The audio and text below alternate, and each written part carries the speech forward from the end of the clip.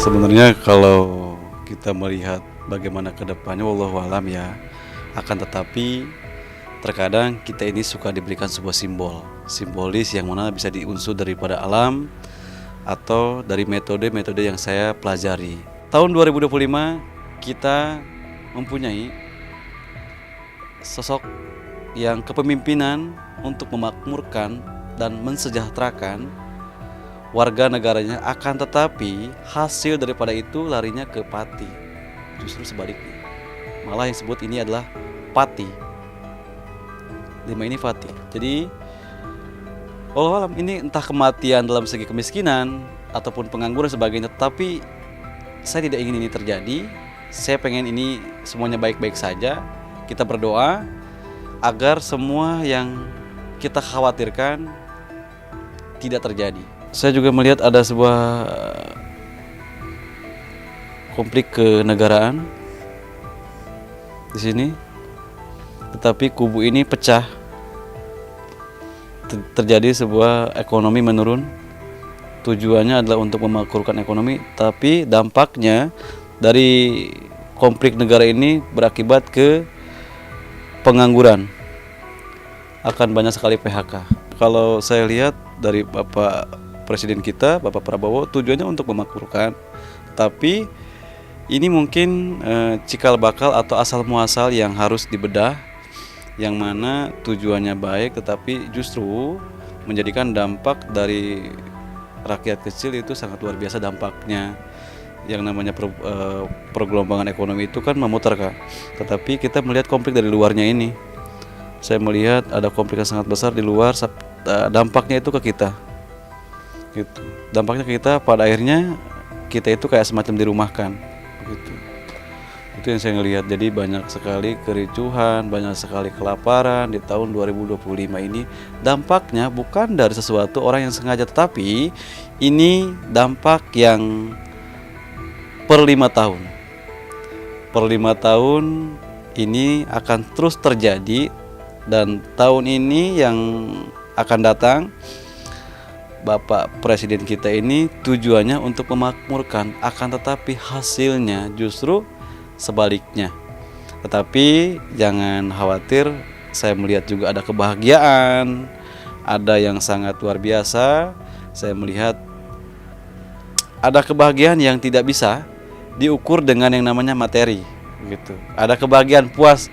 Terkadang orang bukan diberikan finansial saja bahagia, tetapi kabar gembira bisa menjadikan satu kebahagiaan. Dan ini jatuhnya ke bulan 7, 8, 9 di awal tahun 2025.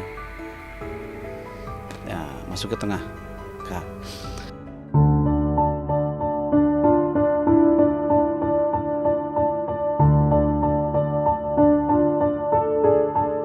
Harus diakui jika isu politik, sosial, hingga ekonomi negeri ini memang tidak lepas dari hingar-bingar dunia selebritis. Bagaimana tidak, sederet nama besar dari panggung hiburan saja nampak mewarnai jajaran terpilih Kabinet Presiden Prabowo Subianto.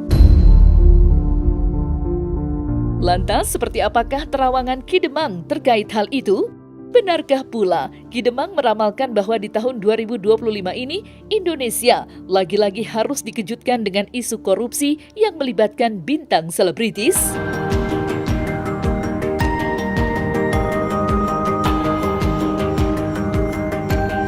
Saya melihat ada sebuah bintangnya sampai bintang 3 terlibat sebuah laundry money, bahkan sampai aktor papan atas ikut terlibat juga.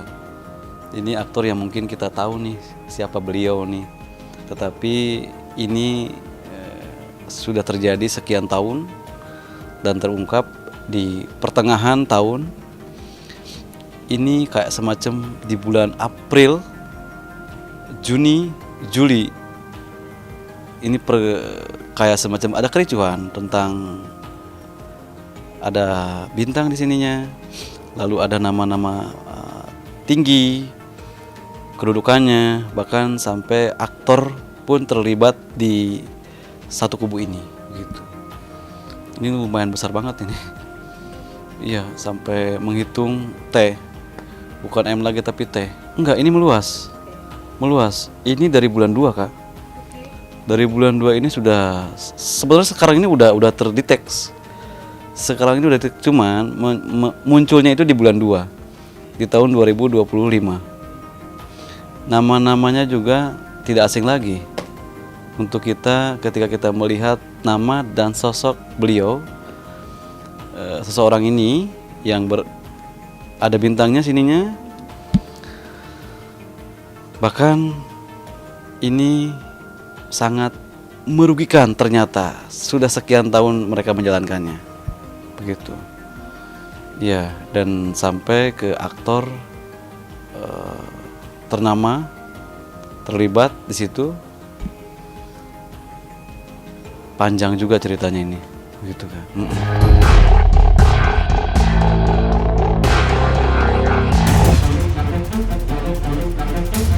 Pemirsa Cumi Lovers, hari ini alhamdulillah kita mau beli barang dulu. Nggak enak kan kalau kita ke rumah nggak bawa apa-apa. Iya, istri pertama Pak Tarno ini nggak nenteng apa-apaan. Dan alhamdulillah kita mampir deh ke toko beras dengan abang siapa ini, Bang? Arif. Bang Arif. Ini kita nanti buat ngunjung ke Solo nih Pak Tarno. Dikasih diskon nggak nih? Diskon dikit lah. Dikasih diskon alhamdulillah.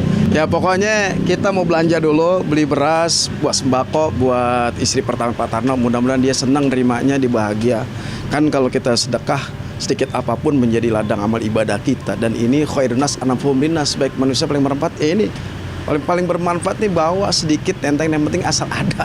Gitu aja. Ya ikutin terus pemirsa, insyaallah nanti kita silaturahim sana bawa beras. Kita nih bersama Gani nih, udah beli beras, nanti kita beli apa aja pokoknya. Pokoknya yang penting kita bawa bawaan aja. Ya. Kita beli telur, beli minyak, terus kebutuhan-kebutuhan yang kira-kiranya bermanfaat ya. Pokoknya begitu. bisa dikonsumsi lah. Ayo. Siap. Ikutin terus ya pemirsa bersama kita nih.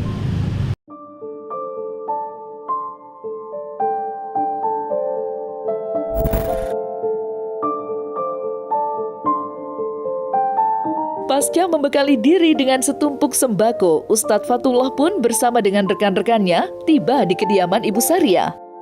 Namun siapa sangka kehadirannya itu disambut dengan air mata haru yang deras membasahi pipi Ibu Saria. Dan seperti inilah momen haru sesampainya Ustadz Fatullah di kediaman Ibu Saria.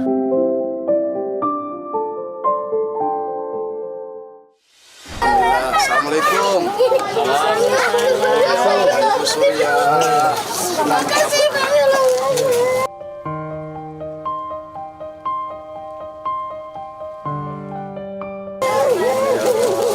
Iya, ini sembako. Sabar. Alhamdulillah. Iya, ya Allah. Terima kasih banyak atas bantuannya. Ini saya Uspat, ini Gani, ini Ustaz Sofia. Alhamdulillah berkunjung kemarin, nah, kondisi kan lagi viral-viralnya nih Bu nih. Terima kasih. Cuma sedikit bawaan kita nih, mudah-mudahan bermanfaat. Nah, Ibu istri pertamanya ya, sahnya. Punya rumah itu gak punya rumah. 2002, subhanallah udah lama banget Gani ya. Dulu saya makan udah sama garam juga, Pak Ustaz. Saya masih kulit nyuci sampai sekarang. Sekarang masih kulit nyuci Bu? Masih, ini kena sakit saya suruh libur. Iya, inilah untuk bertahan hidup ya, sehari-harian. Napakahin suami dulu yang waktu nggak punya, sampai sukses sama saya itu masuk ke TV tahun udah 8 tahun saya sengsara dulu, megang cucian sampai 4 pintu sampai keguguran anak dari Pak Tarno.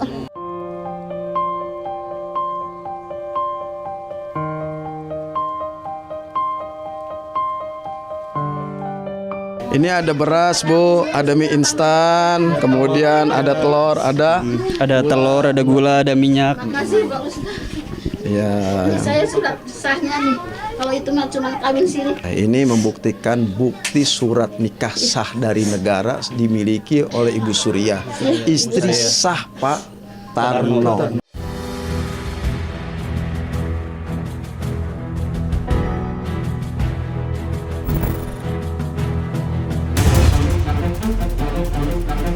ada penyanyi papan atas meninggal dunia.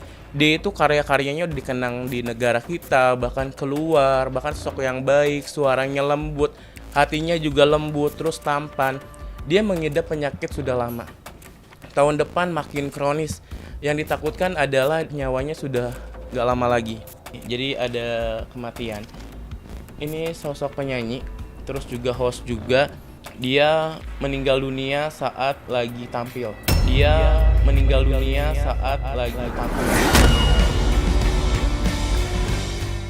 Kena serangan jantung. Saat dia entah itu nyanyi, pokoknya lagi di atas panggung, ini jelas sekali.